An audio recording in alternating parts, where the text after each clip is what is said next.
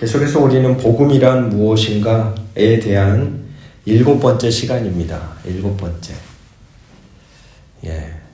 7번 했는데 몇 개가 기억이 나실까요? 뭔가 지금 흔적이 남아 있을 거라고 저는 생각하는데, 오늘 그 7번째 시간 함께 또 생각을 해보시죠. 우리가 보통 눈을 감고 기도할 때, 여러분 기도하실 때 눈을 딱 감고 기도 시작하실 때 첫 마디가 혹시 무엇인가요? 한번 여러분 스스로 마음으로 대답을 해보십시오. 눈을 딱 감고 기도할 때 뭐라고 하실까?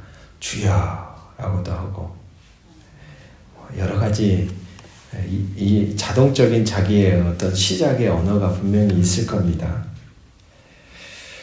그러고 나서 우리가 아마도 저를 포함해 대부분은 비슷하지 않을까요? 우리는 아마도 내 바로 발 앞에 놓여져 있는 환경, 상황, 문제에 대한 필요를 하나님께 많이 아뢰입니다. 하나님, 오늘 하루도 지켜주십시오. 또는 하나님, 우리 아이의 앞으로의 인생의 길 아시죠? 그리고 또 어떤 이들은 이번 달 카드값이 참 버겁습니다. 채워주십시오. 오해는 마십시오. 우리의 필요를 하나님께 말하는 것 참 중요하며 성경에 나오는 기도의 한 모습입니다. 하나님은 우리의 소리를 듣기를 기뻐하시는 분이시기 때문이죠.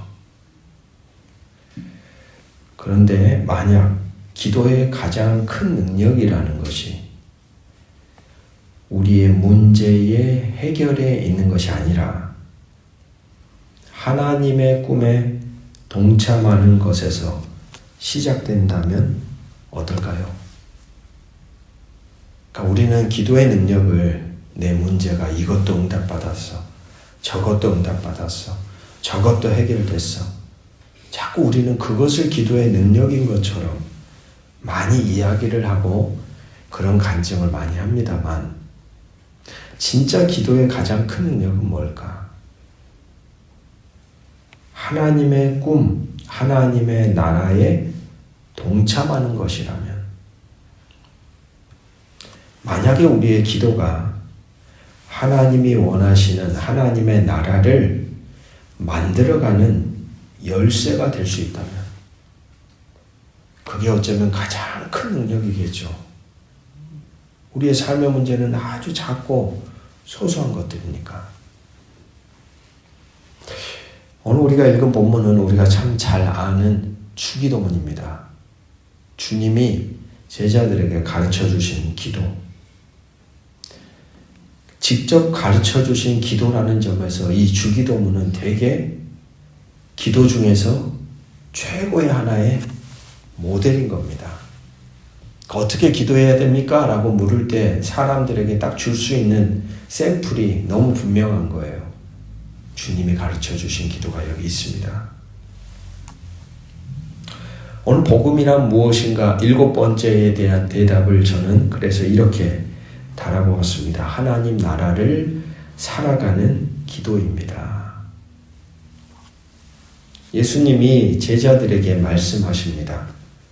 그러므로 너희는 이렇게 기도하라. 가르쳐 주신 기도라는 것이죠. 아마 이 기도를 신앙생활 오래 하신 분 가운데 모두 외우는 분은 거의 없습니다. 중간에 약간의 변형이 일어나서 저도 막 그 사이에 변화의 시기 속에 이제 익숙해지긴 했지만, 너무 익숙하죠, 주기도문은. 그런데 참 무섭습니다. 어떻게 보면 익숙함이라는 게 안정을 주는데, 익숙함이 가진 단점 중에 하나는 익숙함 속에 원래 그것을 통해 우리가 품어야 할 마음과 열정과 원래 우리 가운데 담겨져야 될 것들에 대해서까지도 뭐 해줘요? 둔감해져 버리는 거예요. 매 예배 때마다 우리는 주기도문을 고백하죠. 근데 주기도문이 하나의 뭐가 돼버려요? 주문이 되는 거예요. 주문. 주기도문은 예배의 마지막에 공허하게 따라하는 주문이 아닙니다. 차분히 우리가 그 기도문을 따라가면서 마음으로 다시 한번 생각해야 될 것들이 참 많은 거예요, 사실. 예수님이 가르치신 기도문 내용 이전에 주기도문은 같이 한번 따라해 볼까요? 세상을 사는 방식. 세상을 사는 방식에 대한 내용입니다. 하나님 나라 백성의 삶의 지도가 주기도문 안에 딱 담겨져 있어요. 톰 나이트라는 신학자는 이 주기도문을 이렇게 불렀습니다. 하나님 나라 백성의 충성 맹세문. 제 하나님을 향해 이렇게 살겠습니다. 이렇게 고백하는 맹세문이라고 봅니다. 군인이 매일 아침 국기를 향해, 저희 국민학교 때죠. 국민학교. 지금은 초등학교지만 아침에 그 학교의 행사 때마다 날마다 국기를 향해서 뭐 하죠? 아직도 기억이 나요. 음악이 나오고 그 시간에는 숙연해지는 나라의 국기 앞에서 내가 대한민국 국민이구나. 내가 이 나라 가운데 속해 있구나. 이 라이트라는 신학자는 주기도문을 꼭 그와 같은 걸로 봤다는 거예요. 하나님 나라의 깃발을 향해 바라보며 어쩌면 그게 십자가일 수도 있고 교회일 수도 있고 하나님의 말씀일 수도 있고 그걸 보면서 나는 당신의 나라의 백성입니다. 오늘도 나는 당신의 나라의 백성으로 이 기도문처럼 따라 살겠습니다라고 하는 결단의 선언이라는 거예요.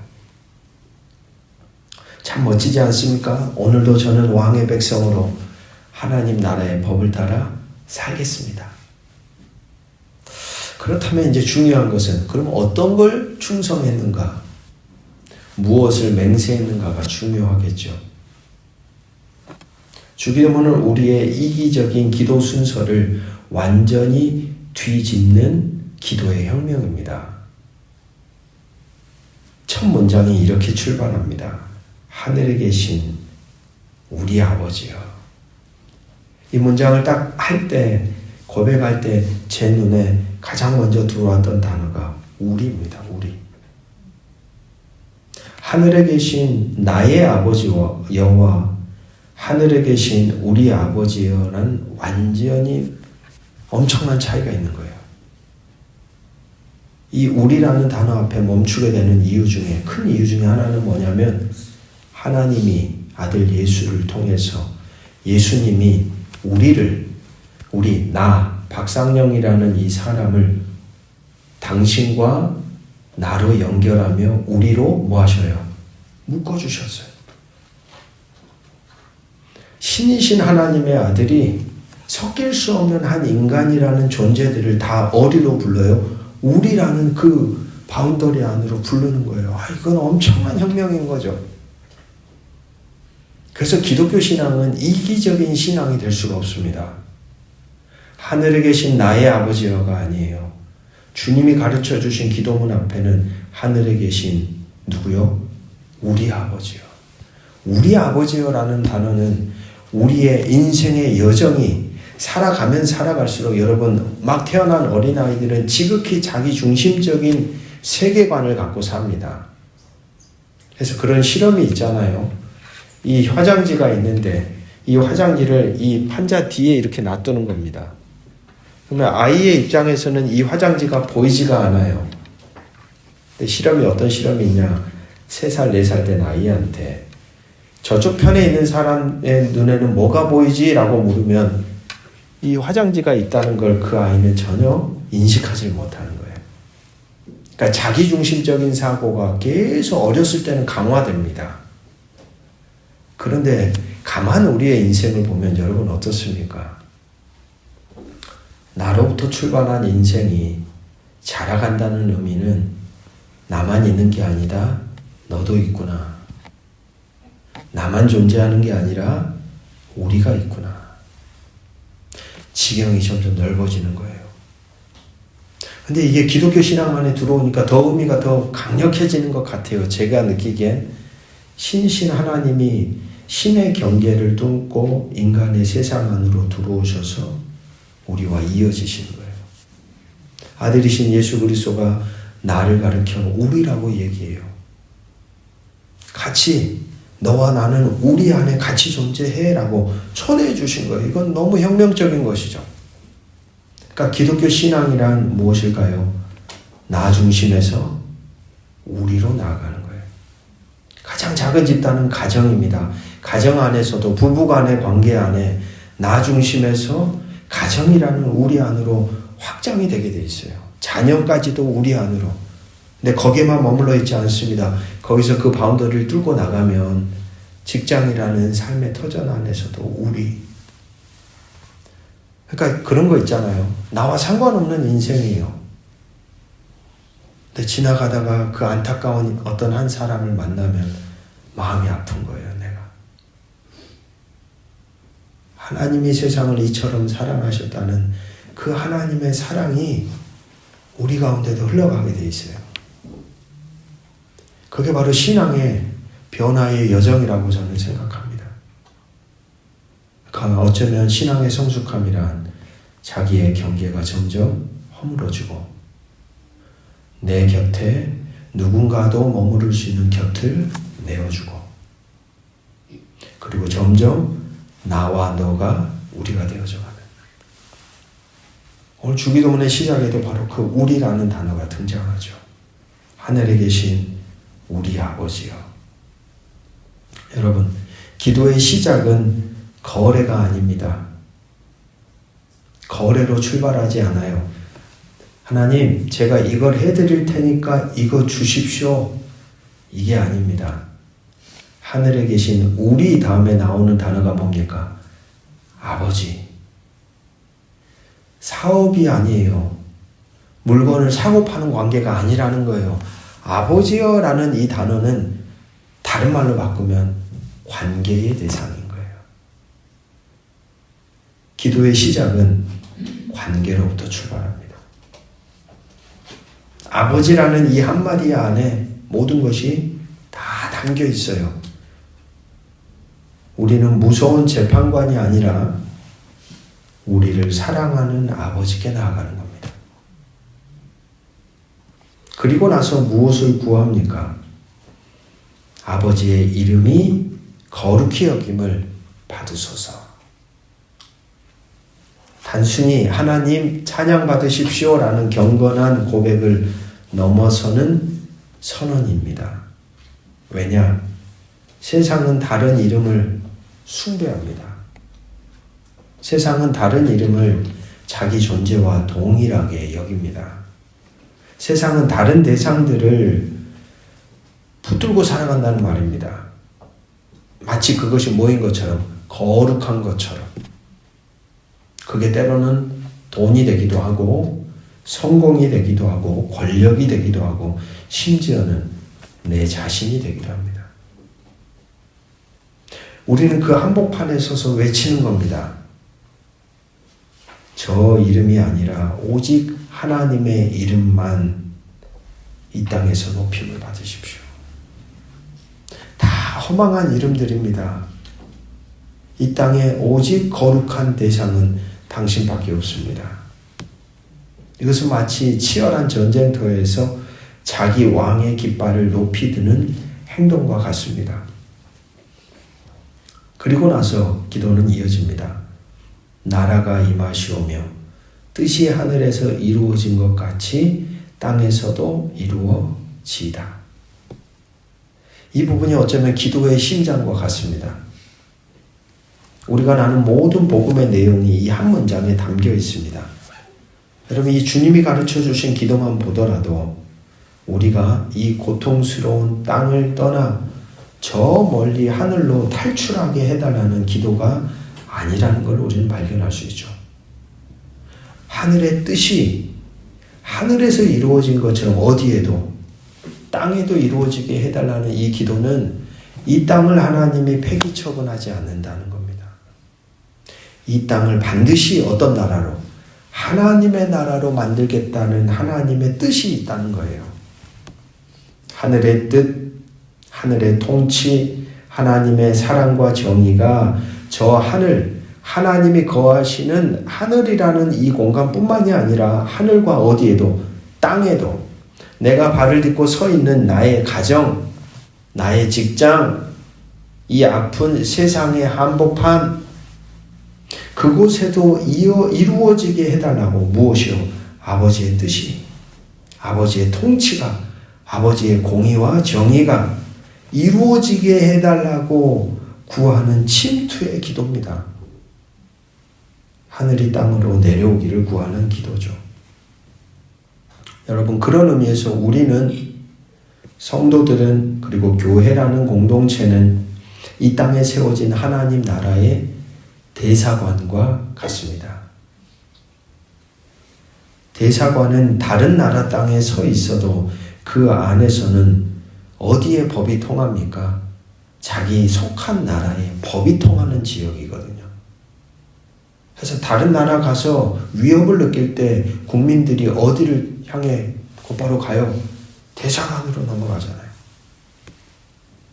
우리도 똑같습니다. 세상 속에 살고 있습니다만 우리는 하나님 나라의 백성입니다. 그래서 우리의 기도는 이렇게 바뀔 수 있습니다. 왕이신 하나님, 이 대사관을 통해, 나의 삶을 통해 왕의 통치가 이 땅에 보이게 하소서. 사람들이 나를 보고 하나님의 나라를 맛보게 하소서. 결국 우리 한 사람 한 사람이 이 땅에 존재하는 뭐와 같다는 거예요? 대사관과 같다는 거예요.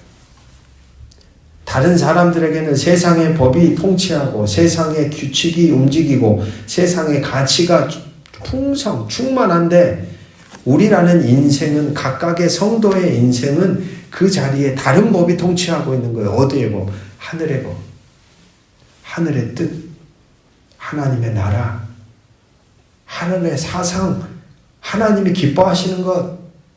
그게 움직이는 존재가 될 때 우리의 인생 자체가 뭐가 돼요? 하늘의 대사관이 되는 거예요. 이것은 세상을 피해 숨는 기도가 그래서 아닙니다. 세상을 변화시키도록 부름받은 왕의 대사. 바로 그 선포가 이 주기도문 안에 담겨져 있는 것이죠. 놀라운 것은 이 기도의 순서를 가만히 보십시오. 이 위대한 선포가 여기까지 끝나고 나서 하늘에 계신 우리 아버지, 아버지의 이름을 거룩하게 하시며 아버지의 나라가 오게 하시며 아버지의 뜻이 하늘에서와 같이 땅에서도 이루어지게 하소서, 여기까지가 위대한 선포가 끝난 다음에야 비로소 그 다음 기도문에 누가 등장해요? 인간의 필요가 들어가고 있다는 거예요. 이 주기도문의 순서를 보니까 너희는 먼저 그의 나라와 그의 의를 구하라는 말씀과 결이 같아 보여요. 우리는 막 급해서 내 필요, 내 문제, 내 상황 막 거기에 집중해서 우리는 마음을 다 쏟아버리는데 주님이 가르쳐 주신 기도를 통해서 우리는 기도라는 건 그게 아니구나라는 걸 보는 거예요. 이 모든 선언이 끝난 다음에야 비로소 우리의 필요가 등장합니다.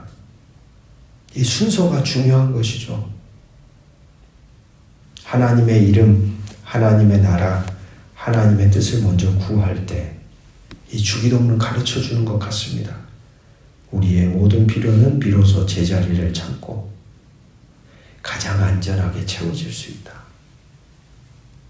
여러분, 이런 믿음이 저와 여러분 가운데 있기를 주의 이름으로 축복합니다. 하나님의 뜻이 더 크구나. 그 뜻 안에 내 삶도 같이 존재하고 있구나. 그 나라를 먼저 바라보는 거예요. 그리고 나서 기도문은 이어집니다. 오늘 우리에게 일용할 양식을 주십시오. 이것은 로또 당첨 같은 욕심의 기도가 아닙니다. 창고에 내일 먹을 것을 쌓아두려는 불안의 기도도 아닙니다. 일용할 양식이라는 이 문구가 우리에게 말하고자 하는 게 있어요. 쌓아놓으면 쌓아놓은 것을 기대게 돼 있어요. 만나처럼. 안식일을 제외하고는 매일매일 만나를 공급하셨잖아요. 그러니까 인간이라는 존재는 뭔가 기댈 게 있고 자기 손에 통제되는 뭔가가 쥐어지기 시작하는 순간부터 참 신기하게 이 신앙의 대상과는 거리가 생기기 시작하는 거예요. 균열이 생기는 거예요. 주기도문은 그걸 우리에게 주님이 보여주고 있다는 생각이 듭니다. 일용할 양식이라고 넘쳐나는 양식을 주십시오. 이랬으면 좋잖아요. 한 번에 로또처럼 1년치 양식을 주십시오. 이러면 좋잖아요. 근데 주님이 가르쳐 주신 기도는 뭐냐면 일용할 양식이라는 점을 우리는 주목해야 되는 거예요. 불안하지만 거기에는 어떤 마음이 있습니까? 반드시 아버지가 자녀를 신실하게 먹일 것에 대한 잡히지 않는 신뢰가 있다는 거예요. 이게 믿음이죠. 우리는 뭔가 잡혀야지 든든할 것 같은데 잡히지 않는 그 무한하신 하나님이 나를 책임지시겠다라는 믿음이 이 기도 가운데 녹아 있는 겁니다. 일용할 양식을 달라고. 자꾸 주님은 일용할 양식을 구하라고 했는데 우리는 일용할 양식으로는 안 됩니다. 우리는 내일 것도 모레 것도 아니요 1년 것도 아니요 노후 인생까지도 하나님 다 주셔야죠. 우리는 거기에 붙들려서 살아갈 때가 참 많지 않습니까? 그저 오늘 하루 아버지가 신실하게 먹이실 것을 믿는 자녀의 신뢰. 어린아이가 저녁이 되면 당연히 부모가 밥을 줄 거라고 믿죠. 믿는 것처럼 그 단순한 신뢰를 구하는 기도가 오늘 우리에게 일용할 양식을 주십시오. 더도 말고 덜도 말고 하루하루 당신과의 관계 안에서 신뢰하는 관계 안에서 그 신뢰가 나를 살게 하는 것을 내가 믿기 때문에 그 양식으로 내가 매일매일 당신 안에 살게 하소서라는 거예요. 그리고 이어지는 기도입니다. 우리가 우리에게 죄 지은 자를 사하여 준 것 같이 우리 죄를 사하여 주소서. 하나님 나라의 경제의 원리는 이해, 이득이 아닙니다. 은혜입니다. 은혜. 하나님 나라의 경제 원리는 은혜입니다. 그 복음서의 비유 기억나시죠? 아침부터 와서 일하던 친구나 점심때부터 와서 일하던 친구나 이제 곧 마감 전에 왔던 친구나 똑같은 금액을 주잖아요. 불만이 쌓여요. 아침부터 온 친구들. 하나님은 그들을 모두에게 뭘 주고 싶은 거예요? 은혜를 주고 싶은 거예요. 우리는 자격이 있어서 용서받지 않았습니다, 여러분. 자격이 있어서 제가 목사로 서 있는 것도 아닙니다. 어떤 사람도 자격이 없습니다. 항상 우리는 그 사실을 어쩌면 다시 한번 짚고 넘어가야 됩니다. 직분이 주어지고 내가 하는 어떤 사역적인 행위가 남들에게 지지를 받고 많은 사람들이 나를 바라보고 존경해 주는 것 같을 때 우리는 가장 중요한 진리를 놓쳐버립니다. 마치 내가 자격이 있어서 그 자리에 있는 것처럼. 그러나 모든 순간에 하나님 우리를 쓰시는 것은 우리가 자격이 있어서가 아닙니다. 자격이 있어 용서받지 않았습니다.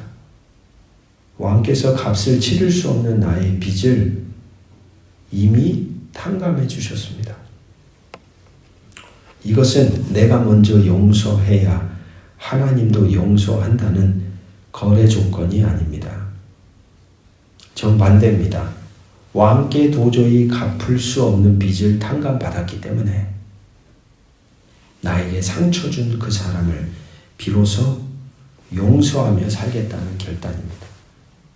그러니까 용서는 어떻게 할 수 있냐면 용서해야 될 대상에게 집중하다 보면 절대 용서는 흘러나오지 않을 겁니다. 막 분노가 더 일어날지도 몰라요. 더 화가 날 거예요. 저런 사람도 내가 용서해야 돼. 시선을 거기에 주목하면 안 돼요. 왕께 도저히 갚을 수 없는 빚을 탕감받은 나에게 집중해야 되는 거예요. 내가 받은 은혜를 내가 경험하고 깨닫고 인식하는 순간 나를 아프게 한 사람도 품을 수 있는 품이 내 안에 생깁니다. 그리고 나서 마지막 기도. 우리를 시험에 들게 하지 마시고 다만 악에서 구하소서. 하나님 나라 백성들은 하나님 나라 안에 살고 있지만 그러면서 동시에 세상 한복판에 서 있습니다. 우리는 여전히 영적 전쟁터 한복판에 서 있다는 말입니다. 지난 시간에 그런 얘기했죠. 예수님이 승리하신 결정적인 D-Day가 일어났다. 그게 십자가에서 일어났던 죽음과 부활의 사건이었다.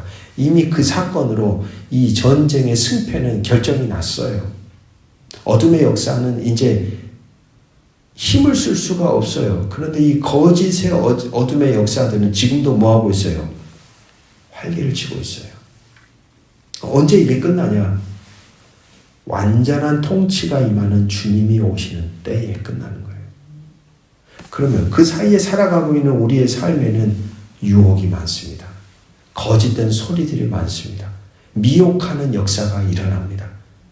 여러분, 끝나면 끝날수록 끝나지는 게 아니라 마지막 끝날 때까지 더 뭐예요? 어둠의 역사는 발악하게 돼 있어요. 더 물려고 할 거예요. 자기들의 나라가 완전히 닫히니까.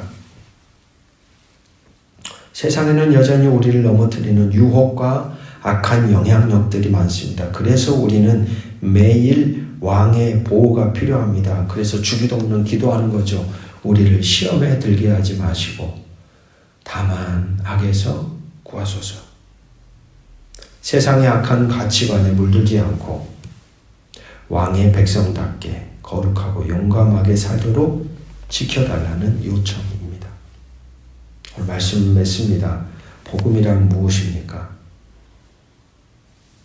주기도문을 통해 우리의 기도와 삶의 중심을 나에게서 하나님과 그분의 나라로 옮기는 겁니다.